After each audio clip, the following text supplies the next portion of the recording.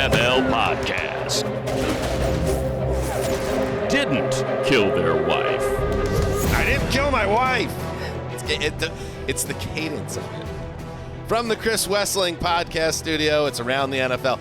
Devoid of context, that's a really strange way to open a show. I'm Dan Hanzus, in a studio filled with some heroes, Gregg Rosenthal, Marc Sessler, both innocent of any spouse homicide as well.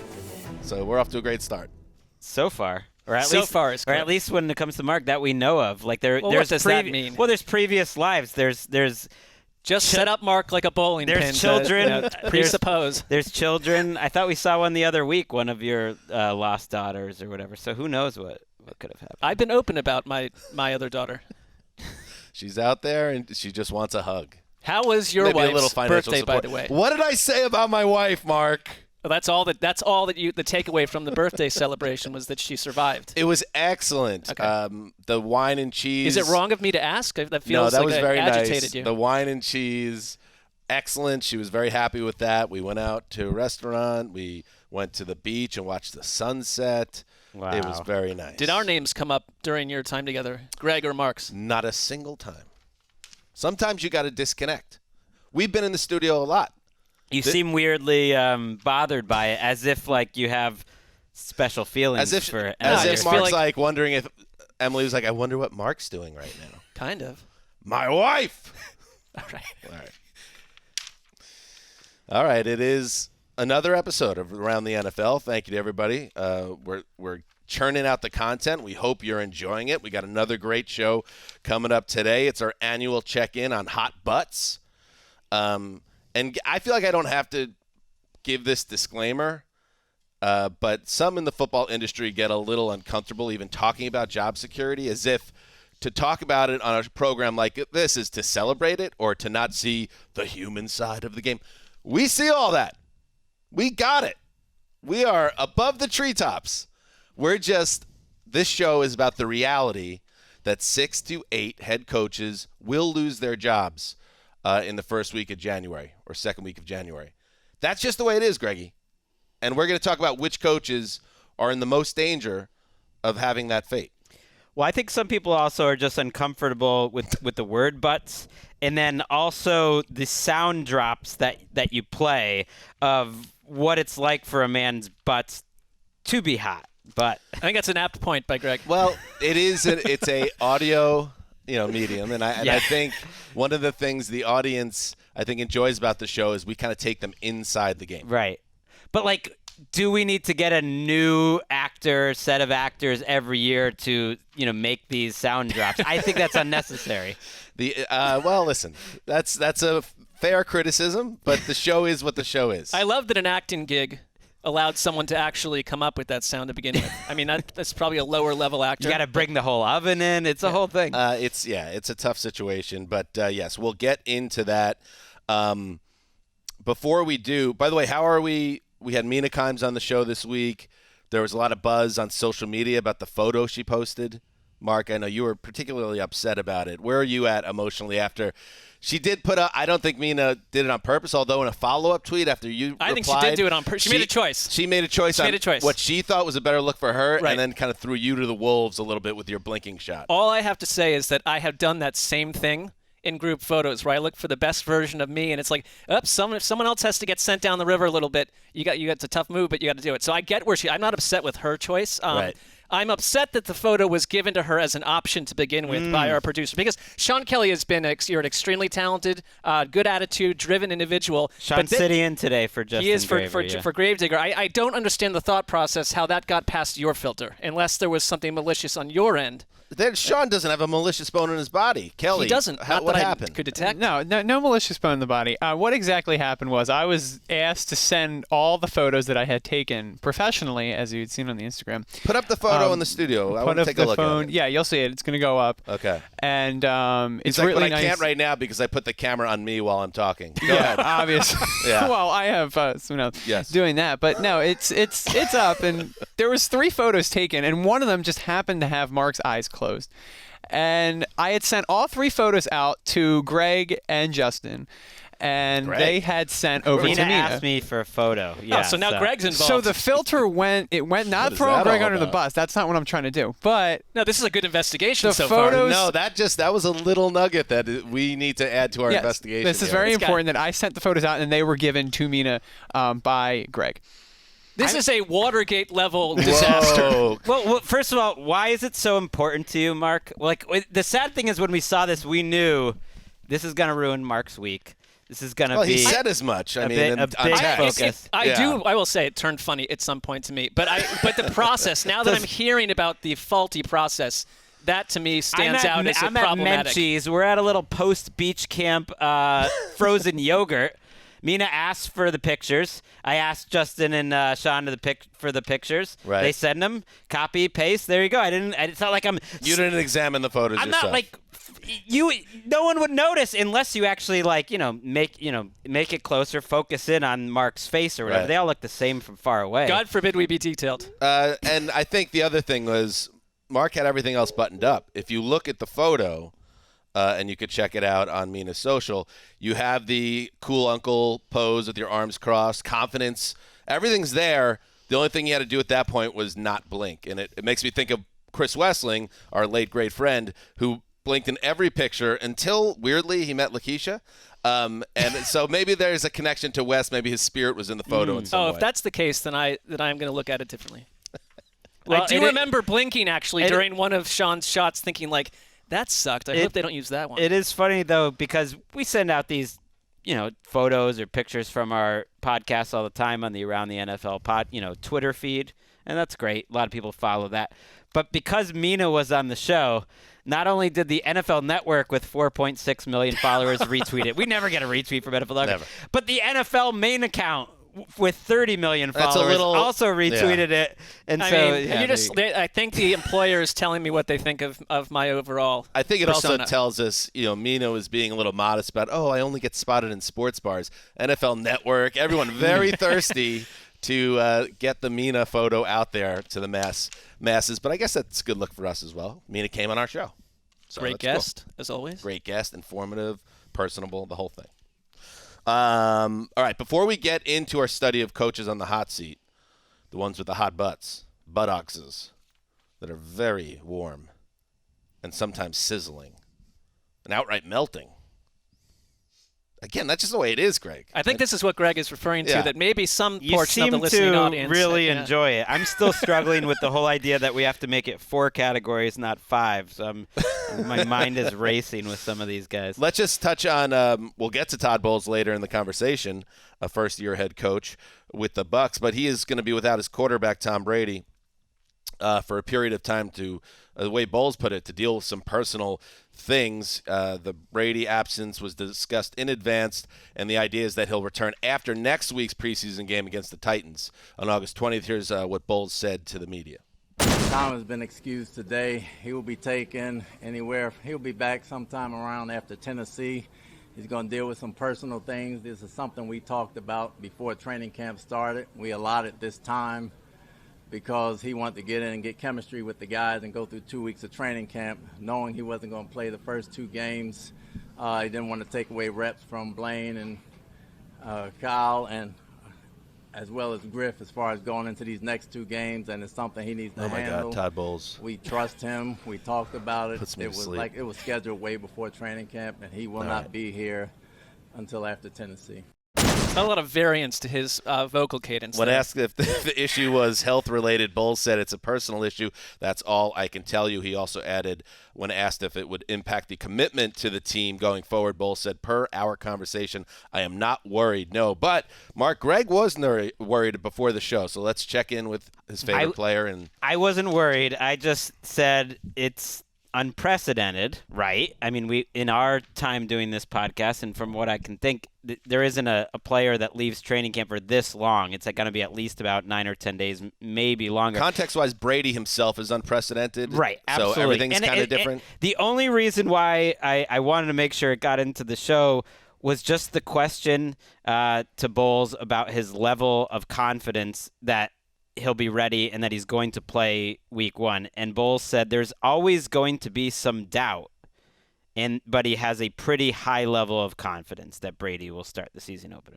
Just those words being thrown out there. There's no point in speculating what this is or why. That sounded like coach speak to me, just to be safe. He's adding that, back end. But I see what you're saying. I don't think so. I think if he knew for sure the day that Tom Brady was coming back, he would say that. And whatever it is, obviously you hope everything is okay. But just the fact that he said a pretty high level of confidence, and there's always going to be some doubt. It's just something to monitor. I would note that our friend Ian Rappaport on NFL Network stressed, in quotes, Tom Brady is fine, calling it more of a personal family issue. So okay. I think there's always some doubt that if it is a family issue, it could be his extended family, we don't know.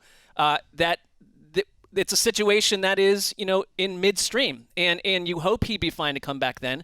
But there's a chance. I don't think it's Tom Brady sitting at home wondering if he wants to play football still. All right. So there it is. That's the greatest player of all time, and that's the update on it. I think we'll see him in a couple weeks. He'll be ready. He's not on the hot butt rankings. Never has been. Maybe not since his Michigan days.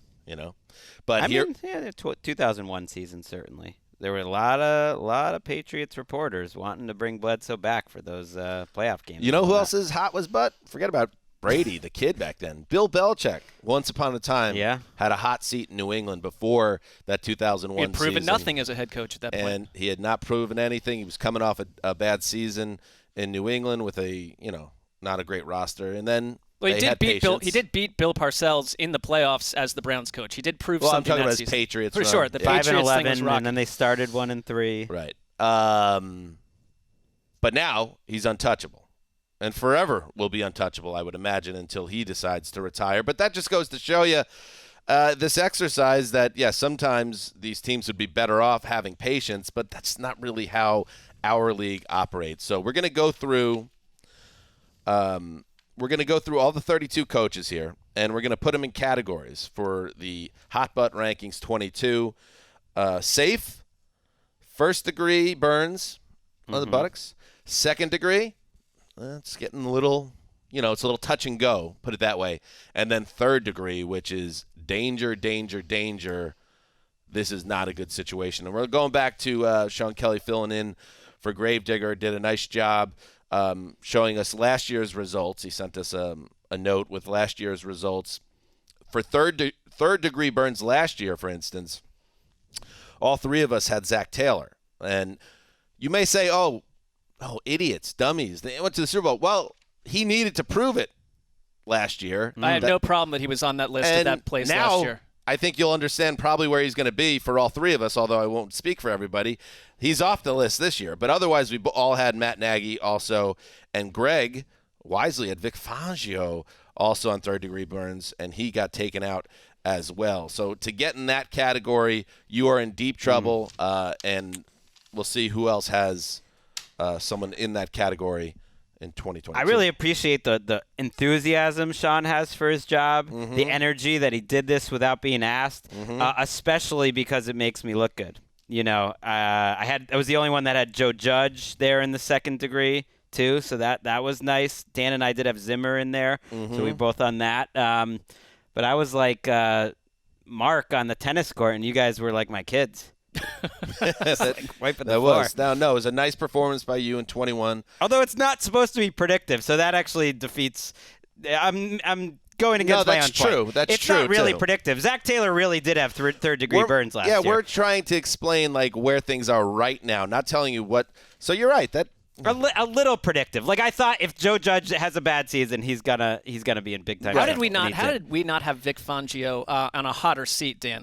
I had him as a first degree, as you did. I don't know. Looking back, I'm not sure why. It was a long time ago.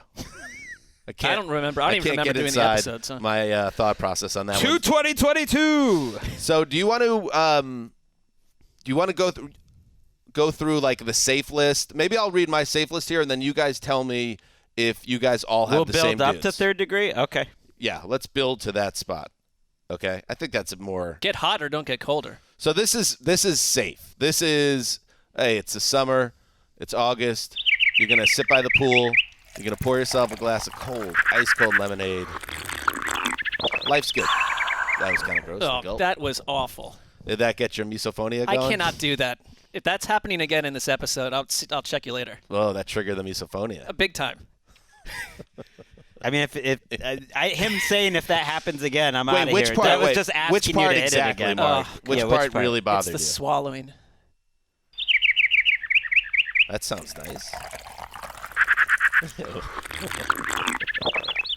No, it's the swallowing and then the business after. What, the human enjoying himself and feeling relaxed? I because want them to enjoy themselves. life is The good bird and was very the nice, but then security it was was there? just you're All hearing right. their throat process. I don't think I'm going to have anybody. We'll see. Let's see. This is who I have as safe personally. John Harbaugh.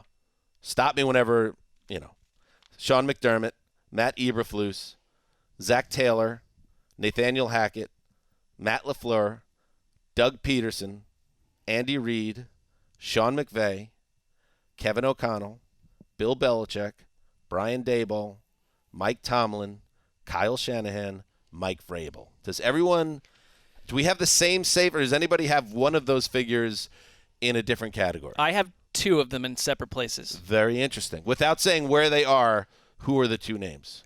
Mike McDaniel, which I had him safe up until the 11th hour of this process, and then I had a strange vibration. And Kyle Shanahan.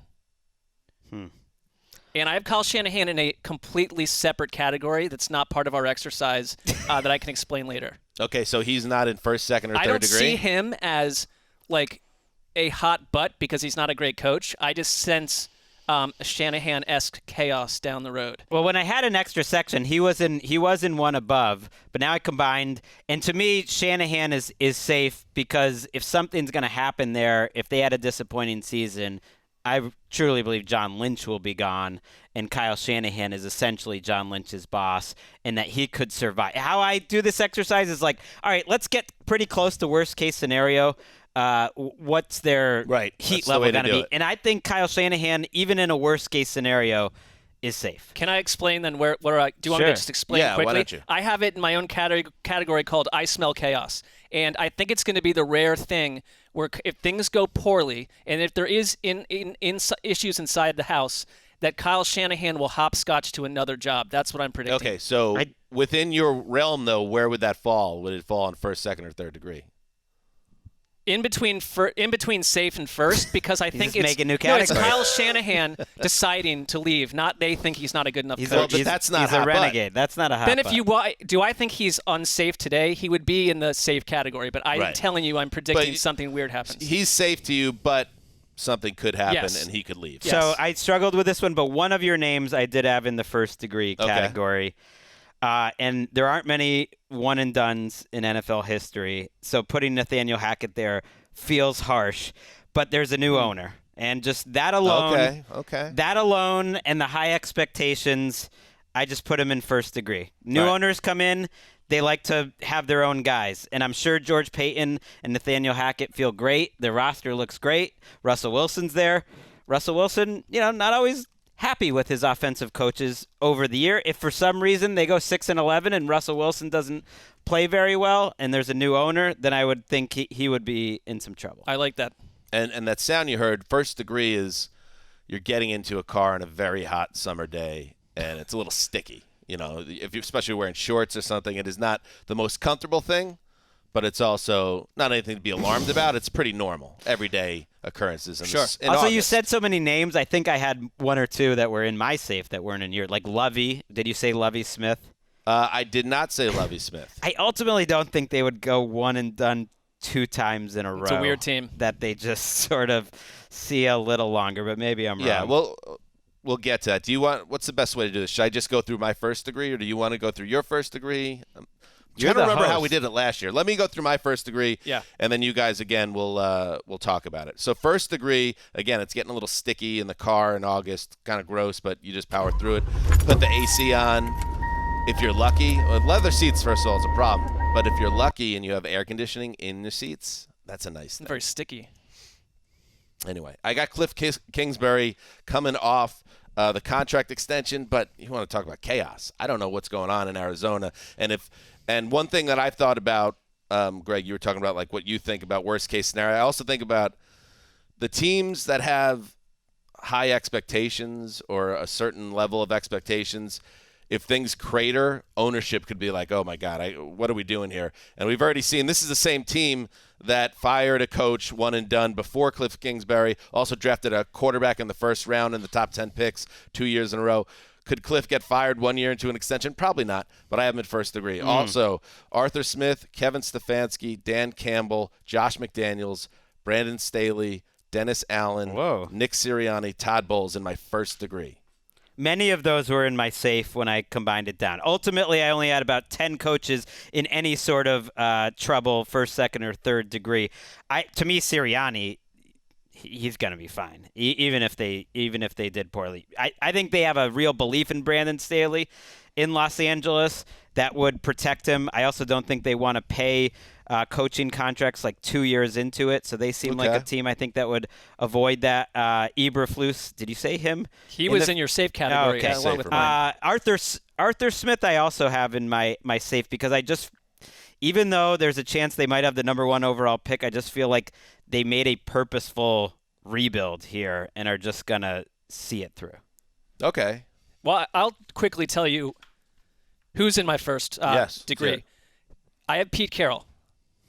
That could be also just Pete Carroll decides to walk away, but I think that there's a little bit of tumult there if the season I don't were a have total him in disaster. my safe, and he hasn't come up yet, so Right. I'm with you that there's something Brandon there. Staley, just based on the fact that you have like the Michael Jordan of quarterbacks on your roster, and if things go poorly. The Michael Jordan of quarterbacks? Well, I think it's like there's so much optimism and hope around the Chargers that if they floundered, he would be blamed. So that's the moment, Sean, that you want to put on the social post. Just a big picture of Mark, ideally the one from yesterday with his eyes closed. Yeah, and then it just says, Justin Herbert is the Michael Jordan of quarterback. Maybe was already stay writing away it from down. me on the social media front. just I was kidding. already I'm writing it joking. down, too. I was like, joking. Michael Jordan, Justin Herbert, that's a draw. Dominique Wilkins, maybe? I don't know. Jordan's pretty high praise. All right, I mean, so at least at this point, it's a little So much. Pete Carroll, Brandon Staley, Mike McDaniel, just based on the Dolphins being weird, based on the fact that a year from now there will be no outrage if they went after Sean Payton again. It's going to be a different scene. If it didn't go well, I think Mike McDaniel is going to do well though. Frank Reich, when we did our slogans, mine for them was good but not great, part 7. Is the owner going to be down for part 8 if things were really milquetoast there? Lovie Smith, just because that's a weird organization. Arthur Smith, if things went terribly in Atlanta. Dennis Allen. Dennis Allen is Cliff is later on. Similar. We have some names that I have higher up. I had that Dennis Allen there too. To me, he's a really interesting first degree guy. All three of us. Because he's a first-time head coach with the Saints, and normally you would think there's like this long leash, but he kept everyone. And it just feels like a continuation of the Sean Payton era, whereas you might not get the same consideration that everyone gets. Now, I think Dennis Allen is almost a proxy for this entire organization that is all trying to keep collecting paychecks, and I include Mickey Loomis there. I include that entire coaching staff that's been there forever, the personnel group which has done a great job, to be fair. They've all been there together, and I think they all want to keep collecting those paychecks from the Bensons together. So there's not a lot of indication Gail Benson would actually pull the plug after 1 year, but there's high expectations, and I think Dennis Allen could go out. I also have Stefanski in my first degree. It'd be so weird, depending on what happens with Watson, to change coaches, but either way, you just can't look at the history of Jimmy Haslam and put him anywhere. Chaos behind the scenes. You just can't put him anywhere else after a pretty disappointing 2021. And then I put Robert Saleh here as well. I guess we'll mention they did sign Dwayne Brown. So on paper, the offensive line looks pretty good. The defensive line looks pretty good. The roster looks better. I think Joe Douglas and Saleh will be fine. But worst case scenario, they win 4 games again. There's got to be danger. They're going to be in some heat. I moved Saleh from first back up to safe just because I don't think that he's the issue at all there. I think they love him. Right, first to me is kind of like we don't think it's going to happen, but if it goes really south, it wouldn't be a shock. If they go 3-14, he would be in grave danger, I think. And just knowing the Jets' history of the last 10 years, it could happen. But it also what's seems important like for him is that their defense plays well. He's a defensive coach. They struggled on defense last year. Their roster looks much better. I think it's a good-looking defensive roster. if they're a better than average defense, he should be fine. If they're a bad defensive team again, that ends up He'd being be in trouble that reflects poorly on him. If Joe Douglas were swept out and another GM was brought in powerful and wanted to make changes, that gets ugly. What about Dan Campbell? I had him in first degree. I had him safe now. Safe. That's a real rebuild. I mean, yeah, I'm just. How did they only win 3 games? I have this memory that they were in every game. I mean, they were. I think they started 0-10 or 11. Right. Yeah, they got better and better. I only have them there because there are so many amazing vibes around the Lions that you do forget that they won only 3 games. And if with higher expectations, what if they cratered again? And he put together back-to-back 3-win seasons. Would ownership be cool with that? Would the Dan Campbell vibe potentially wear off? First degree means I'm not too concerned I think they'd give the third year. That's generally Probably. the idea, that you get 3 years, and then after 3, if you haven't made the playoffs after 3, you generally are fired. I mean, it's almost like an NFL rule. But I put him similar to Lovey, where it's like if you win 5 or 6 games, everyone's going to be okay with that. That's at least my view of it. And I had Sirianni there only because, Greg, the expectations are pretty high. And if for whatever reason things went to hell, maybe he would be on the chopping block. But if you're at first degree, I think you're safe. I don't know if you missed Wednesday's show, but that was my number 2 overall pick over Eagles 9.5. Yes. Go to the bank, lock it up. The Rainmaker arrived early. I don't know. Not really. Wait, where was the Rainmaker on Wednesday, Greg? You've got to build your brand. I don't want my brand to be putting other people's money at stake that I'm not allowed to do already anyway. gone down that road. And what if I told you you're on a TV show that does exactly that on NFL Network? NFL Game Day View will be back this year, Friday afternoons. But doesn't that kind of negate what you were just saying? Sure. I don't think Greg struggles to build his brand. I mean, there was some negativity in that statement. No, I don't think that's a weakness of yours. I don't know. I don't know. I don't like this at all. Let's take a break, and we'll get to second degree in earnest.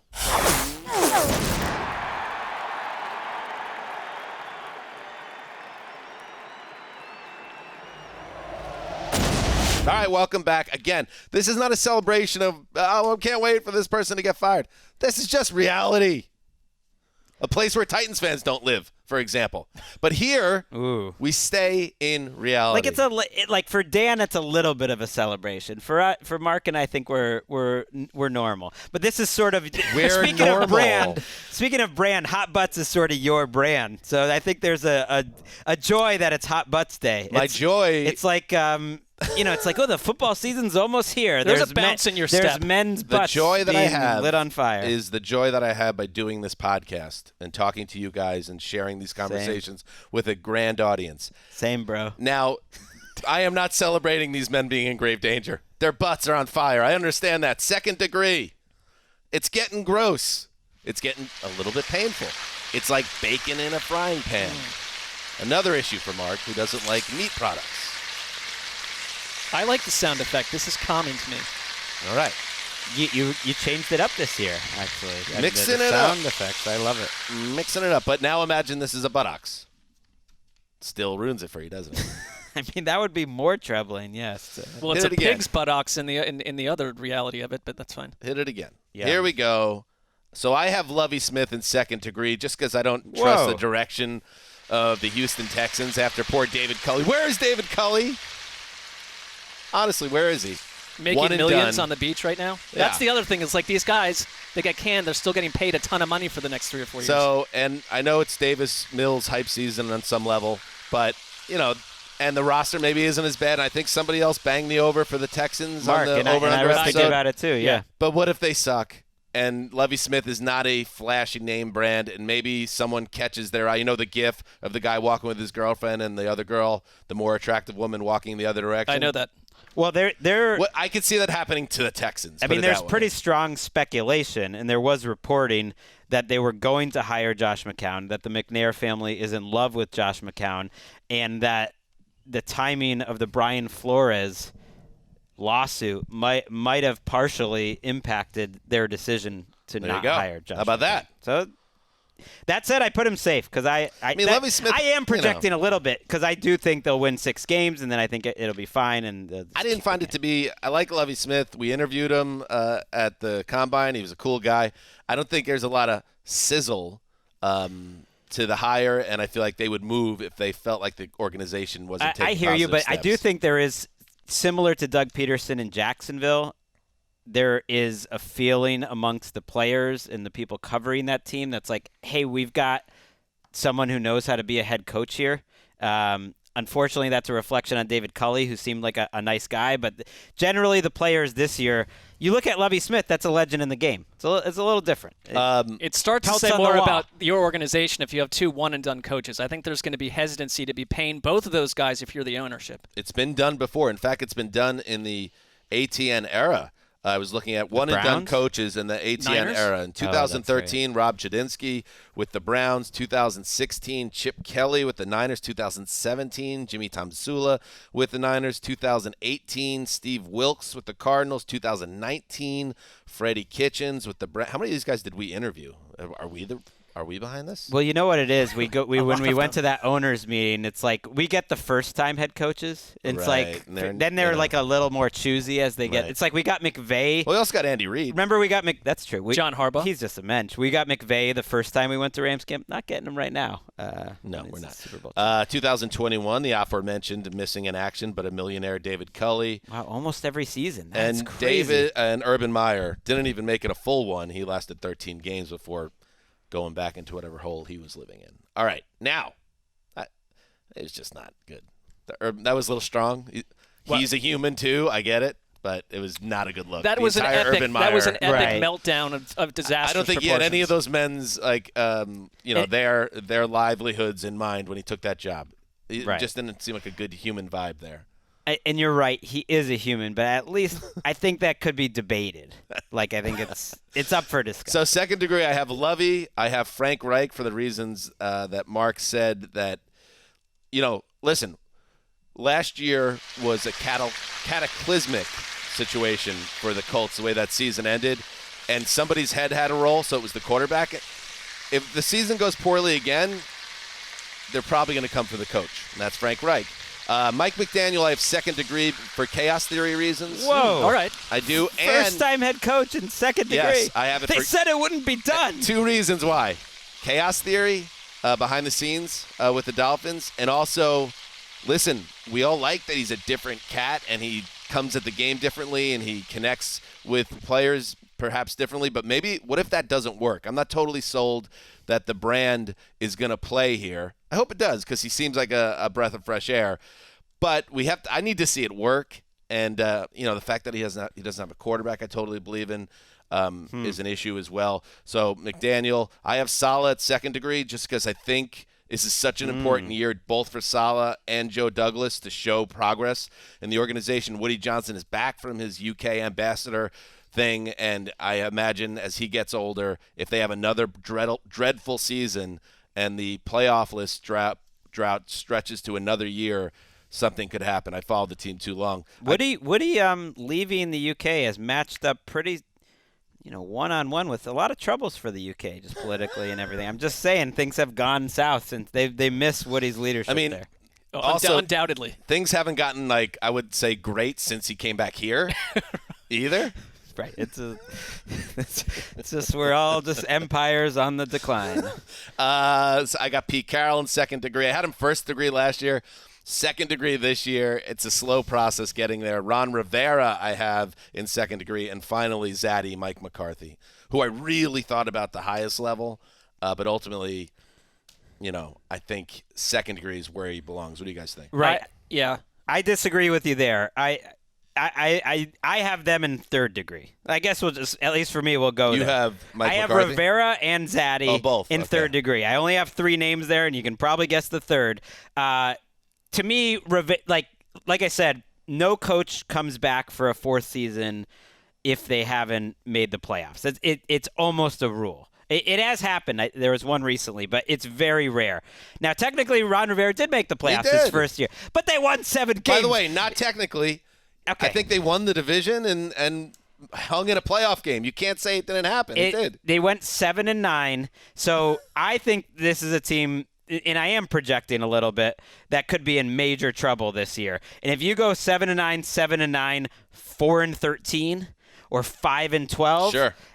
the record to me matters more than you made that playoff run the first time around, and I think Rivera would be gone. So to me, he's third degree because I think they need to win this year, and I think he's in a brutal situation. I have Ron Rivera in third also, but I do think he's different than some of the other people that we put in third before because he's brought stability to a really shaky organization during a turbulent time. That said, if they wind up being the worst team in football, the floor falls out. My second, real quick, Kevin Stefanski. I just think that this season has the chance to ooze a lot of darkness, and it might be – I think if you're Kevin Stefanski, this went from being a really positive experience, you were coach of the year, to you are overseeing something that you don't want to talk about every day. And yes, maybe you have a better quarterback on the field, but this was not Kevin Stefanski's issue. There's a lot of pressure on everyone in there. I feel like there's anxiety, and I could just sense that season turning really ugly. And it's an awkward time to talk about it, but there's a strong chance he'll have a inferior quarterback on the field the whole season. Well, absolutely. I also have Cliff Kingsbury. I just put him in second because for what you mentioned, Dan, but I take it up a degree just because I don't care. I also don't care at all if a coach signed a new contract. I think most of these owners don't give any care about that at all. There's 80 guys floating out there They don't like getting to throw paid. away money, though. They like don't let that. it throw it away. But this season, if they really flatlined, I think Cliff Kingsbury's entire kind of program and what he's built around in the offense and the way it's faded the last couple of years, if this was just a bad year, I think he'd be a scapegoat. I would think things would have to, and I have him in first degree, so I hear you, but I would think you would take like a meltdown for Well, that's what I'm Kingsbury to saying. go. If there was a meltdown. But I'm do not you saying think if they that's go what like happens? I think it's Like say possible. the Yeah. last 5 games of last season for the Cardinals. Right. Extend that over a season. That was a meltdown. They had one game where they sort of that represented playoff themselves. game was Disaster. Right. an atrocity. Other than that win against the Cowboys, they would have lost 5 straight to lose the season. I think it was 5 or 6. Maybe it was 4 or 5. But either way, and they weren't competitive. That's why I have him in second degree, just like Mark here. He is signed through 2026, or else he would have been in third degree. Like, if it wasn't for that contract, I would just put him in third what was degree. he signed Absolutely. through before the contract was signed?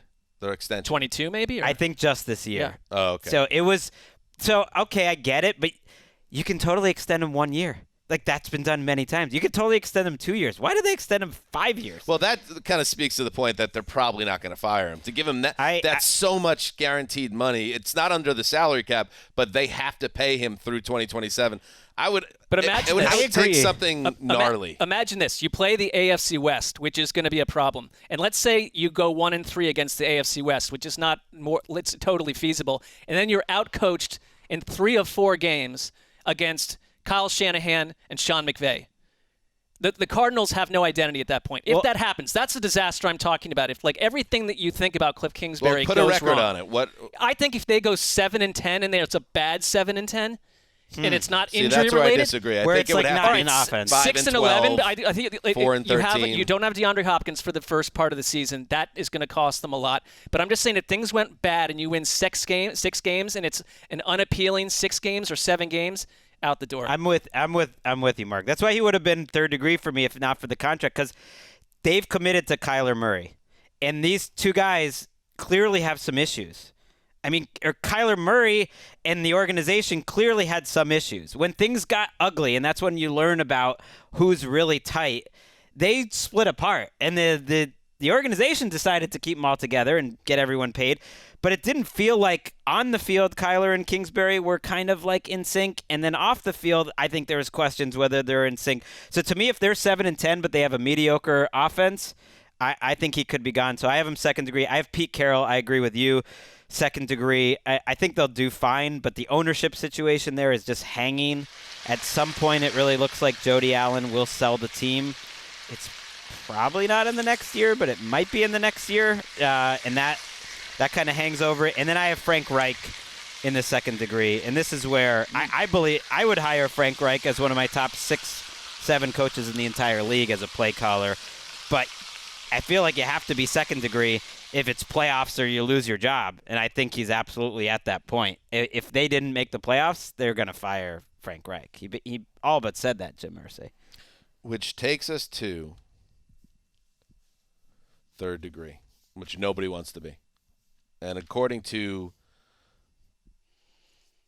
the chart last year, listen, Zach Taylor survived that. There you can Nagy did not. All turn three of things us had around. Nagy, and he did not. So here's third degree, and it's on my list. It's just the one man.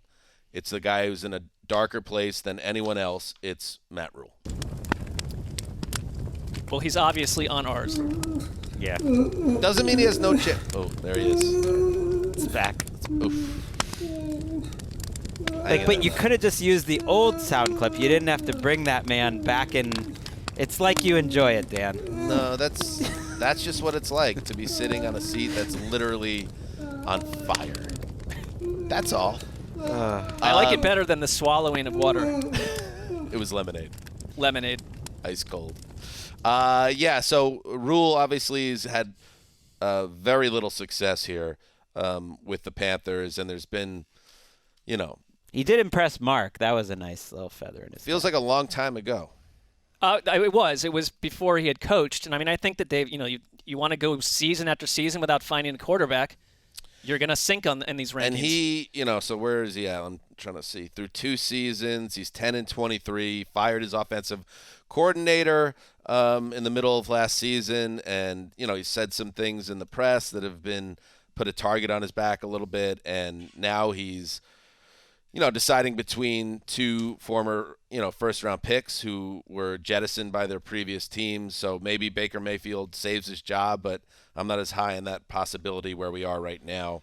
I think Rule's just in a lot of trouble. For an organization that has an owner in David Tepper, which we've heard time and time again, he's a guy that wants results and wants to be relevant. Well, guess what? If they don't make a playoff run or win at least 8 games, I think one of the first things he does, it's like one of those things, if Rule lasted the season, he would be the one immediately is announced as soon as the season's over type vibe.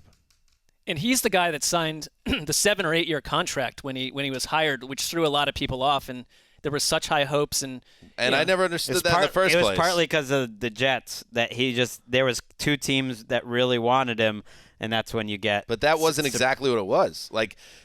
Or at least Rule the agent wanted made them to think that pick they his wanted him. own coaching staff, and the Jets had reservations, so they pulled out. I just mean there was a bidding. Yeah. The agent got them thinking there was a bidding war, Right. and yeah, they got a lot of commitment. They got. That's what they got. well, and Matt Rule and Tepper, when they first met, had a fish boil together at Rule's house, and they got along very swimmingly. Was it a shrimp boil? Shrimp or some sort of seafood. I'm not an expert on that. I read this interview. It sounds gross. I read this interview on The It was Athletic. something like that, clams or shrimp or something. And it was with Mark. Joe Person. Always in the dark, just guessing what the humans are eating. A fish boil. It was from the sea. All right, go ahead. I mean, fish boils are great. That sounds like something that would absolutely. I mean, a shrimp boil. That sounds. No, like you know what? That was celebratory. I totally take it back then. back. Fish a boil's fish a boil thing. is a Oh, yeah. culinary tradition in areas of Wisconsin and along the coastal upper Great I'm Lakes. going to look up while you discuss. with what- large Scandinavian population. Oh wait, you were saying there was? Oh yeah, there's fish boils. It does sound kind of gross, a fish boil to me. Shrimp boil, excellent. So Rule had this interview with Joe Person in The Athletic, and I think it was intended to kind of show the human side of where he's at. There was a lot of talk about his family, what he did on vacation, different restaurants. He's on a diet right now. If you've seen Matt Rule, he's lost a lot of weight. He's only, he said, eating eggs, meat, and vegetables, and no sugar. I mean, eating 0 sugar just seems That's a toughie. I could no not dairy, do no that. sugar. That doesn't sound fun. And there's just a lot of what's he binge watching, and just a lot of this stuff. I think to kind of humanize to the point of this exercise, Right. this guy's in a tough situation, but these are the types of interviews that happen in these types of situations.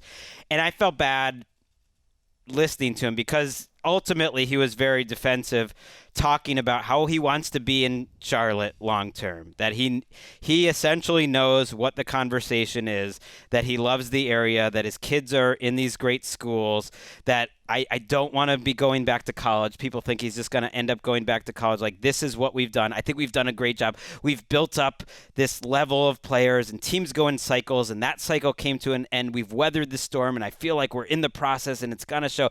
And it's just sort of this, he's trying to convince himself. He's, because otherwise freaking miserable. I mean, it is sad to have this thing hanging over your head, and your kids are going to school, and you got to be worried about that. And I think he knows he's the guy in Vegas. He is the odds-on favorite to be he's Adam Gase. He's the guy to be fired There's always first. one guy. And that's why I kept the list of just him at Third Degree, because there's always that one guy, it seems like, and nobody wants to be that guy. And it's probably a huge weight off of your shoulders once you finally do get fired, because it seems like a tough place to live. I guess I do some projection, because the reason I didn't put McDaniel on my list at all, I had him safe, was like, I think Tua is going to be better. And if he makes Tua bet, I believe in Mike McDaniel, so I didn't put him there. And I do have a feeling with that defense the way it is, and Baker Mayfield and the schedule that they have, I just think they'll be better. I think they might be competitive, and I have him Third Degree, but I don't have him all by himself. That's all. All right, you like Tua, and you think they'll do well together. But for this exercise, shouldn't it be at least, taking into account that the owner met with like Tom Brady to try to sell a Sean Payton as my head coach, Tom Brady as my part owner / maybe quarterback? Like, doesn't that feel like you only gave me 4 categories, Dan? I had 5 before. He was in a little met different. With Deshaun Watson as well. I mean, he's constantly seeking to upgrade coach and quarterback. But he's a first-year head coach. And the owner, what we know about him and what's come out. Like, I'm just saying, you have him in the same category as Bill Belichick. That's why I need another. That's why I need another category. First degree. I need another category. The car, it's warm. So I even though I just gave Rule, by the way, some love, I put in McCarthy and Rivera there, partly because of projection too, especially with Rivera, that I think he's in a tough spot. And I think McCarthy, like our buddy Frank Reich, is in a playoffs or else. And I think that's just a tough spot to be. And to me, I feel like the Colts and the Cowboys are both more likely than not to make the playoffs, and then they would be fine. But if they don't, I would think both of those coaches would be fired. And I have a little less faith in McCarthy. He's Third Degree. I have the same 3 people as you, Rivera, McCarthy, and Rule. And I think McCarthy could make the playoffs and lose a playoff game if it was in ignoble fashion the way that last year's unfolded. Wow. He could be gone then. And of course, it becomes annoying to always talk about this, but the Sean Payton thing sits out there as a weighty pressure on Mike McCarthy. I almost thought of putting the Chargers in First Degree just because Sean Payton's associate told the Miami Herald that the 3 teams he wants to coach is the Chargers, the Dolphins, and the Cowboys. That's what I'm saying about the upgrade. When did Payton say that? An associate of Sean Payton told the Miami Herald in the dog days of July that the 3 teams he had circled were the Chargers, the Dolphins, and Mike McDaniel's totally safe to you. Well, now, okay, you guys have convinced me. Put him in First Degree. You're right. Okay, you got me. Just first. Just first. I have him in first. That's crazy. He's still a first-year head coach, but it is crazy. But everything that's happening in Miami, kind of crazy. That's all. Plus, I put Dennis Allen there and Hackett for that. Okay, you convinced me. I can be convinced. I'm not inflexible. Cool. I respect that. By the way, I did reach out to Matt Rule on this, and we actually got him on record. Someone help me! I'm still alive, only I'm very badly burned. So that's all I got. Your winding preamble about the serious nature of this is crumbling. You're giggling while that was playing. Also, really goes against your original point. A former guest of the Around the NFL podcast or broadcast. I think it was on the network. Where Gregg threw us under the bus. Remember that? I lose over track Teddy of Bridgewater. how many times. Teddy, oh yeah, I said you guys weren't a believer. You could see his face, like his face just like he's sucking on a lemon. I was forever like in his corner. Rule, he's a New Yorker, and I asked him Hamptons or Jersey Shore, and without even a hesitation, he said Jersey Shore, and I was like, all right, this is a dude. I want him to be successful. I do but too. Also, as a journalist, if I get a quote, I'm going to play it on the show. That's all. That's it. He follows me on Twitter, so I'm rooting for him hard. There you go. That I would feel that would add for me as well if he did. I don't think he follows me on Twitter. I don't know. Head coaches are they on Twitter typically? He is. I don't think he's active. He's not throwing a ton of stuff out there. He follows you? Yeah. That's nice pop. You follow him? No, I do. Of course. Whoa. Of course I do. You followed him first, or? I don't recall how that. I'm gonna throw Rule a follow and just see what happens. Same. He hasn't tweeted. Going fishing for a follow. He hasn't tweeted since 2021. As I said, not an active participant, but monitoring. We're going to do this, Dan. We're going to take this show in under an hour. It's been a while. It is. How does it feel? It feels good. It almost feels like I got a little time here to give James White a shout-out to one of the greatest Patriots of all time. Took that mantle from Kevin Falk as the third down back, and, of course, the legendary performance in the Super Bowl. Just happy retirement. It's too bad a hip injury ended his career. Do you have a clip? That's all. We do have some analysis. If you're a real James White analysis from Marc Sessler after the Super Bowl that day. He's a top 10. Sessy's a top 10 analyst. We have some good analysis from Marc. Really? Sassy. Yeah, top 10 analyst. You ready for this? I couldn't get a handle on what they were trying to do. I did not believe in the James White experiment out of the gate, and the Patriots kind of proved all that wash of negativity that was on Twitter about what they were doing. They proved it wrong. What's up with my voice I don't there? know. This was That's like 2 a.m. after the Super Bowl. I asked Sean to get a few clips. Maybe Wes would be involved. A few clips? No, just like give me 3. some options. From that day, if there's anything fun. And you know what? That my takeaway was we were all weirdly low energy considering it was the greatest comeback of all time. But I think it was late, and that was probably deep in the show. But maybe like if you listen a little longer, you get a little Wes Easter egg at the end. Well, but James none White, of them really popped. James White also, and I think he was that game, of course, against the 28-3. They don't obviously come back without what he did. I think 14 catches in that game. He was dominant, and also caused me. And I mentioned this before. I had written my game story, midway through the third quarter, and then James White starts going crazy along with Tom Brady, and it's just like paragraph by paragraph, like the Polaroid in Back to the Future is just like having to be erased bit by bit. So pre-writing, all the pre-writes on 28-3 were lost. Little rough. I love James sands. White. They're Content sort of graveyard. Yeah, they're sort of like a cool take, like Damashek had it too, and I like it. It's like they should have given James White an MVP that day, 14 catches. Three no, touchdowns. I'm gonna give it to the quarterback who led the greatest comeback of all time. As much as I love James White. Another link to the Patriots' glory years going away. This is what the Patriots fans are gonna enjoy. He'll be in the Patriots Hall of Fame. Into the wind. But that play is weirdly underrated. An incredible goal line run from a third down back who was tackled originally at the 4-yard line by Deion Jones and someone else, and he makes the cut, bounces off 2 guys, and then powers through. And I don't think anyone thinks of it as a great play because it's like, it was inevitable then. I think a ton of people think of it as a great play. It was one of the greatest goal line runs in NFL history. Which one? The one that won the game? The one that won the game. Oh, they were gassed, the Falcons. That's what I'm saying, but he broke 3 tackles. He barreled through the trio of defenders. Do you remember the way the Falcons were playing defense? I'm just saying, you never know. They Ask were the done. Seahawks. Well, they were spiritually broken at that point. They were cooked. I agree with you on that. I take nothing away from James White, but there have been many more impressive runs in football history. Literally, it won the Super Bowl. So that alone. Circumstances. That alone puts it. Are we still under an hour? No. Okay. By James White. Just great no, job. No, great you job. are. You Great got 9 job. minutes. I know. All right. Good week of shows. Thank you to everybody for listening. Next week, starting with Monday, we'll have a full rundown of all the preseason action in week 1. I care so little about the preseason, I won't even be at the show. So we're going to have Patrick Claybon filling in. Right. We taped this before the couple games on Thursday, but we want a nice clean all the preseason games in one on Monday. Get to watch that Patriots offense tonight. So if you want an in-depth breakdown of all the action in week 1 of the preseason, all the superstars in the sandbox that is the NFL on the sideline watching the game, make sure you tune into our. I'm like actively telling people not to listen to Monday's show now. A weird move that Dan is like rooting against the show. That he won't Dan be is a part also of. suddenly assigning Mark and Greg a ton of weekend work if we're going to be watching every single preseason. I would think if we are presenting Monday's show as an in-depth look at the first week of the preseason, that's not all we're gonna do. I think there's got to be some Game Pass involved. I think there's going to have to be a lot at Mark for you, a lot of NFL Network because they do play a lot of the preseason games. I'm game for it. I'm NFL excited Plus. to see. I want to see some of these. That's great. These guys, these That's rookies. good. So hear the enthusiasm in the boys' voices. That is what you're going to get with Patrick Claybon, and I'll see you on Wednesday. Thank you to everybody again. Thank you to Sean Kelly. Good job, buddy.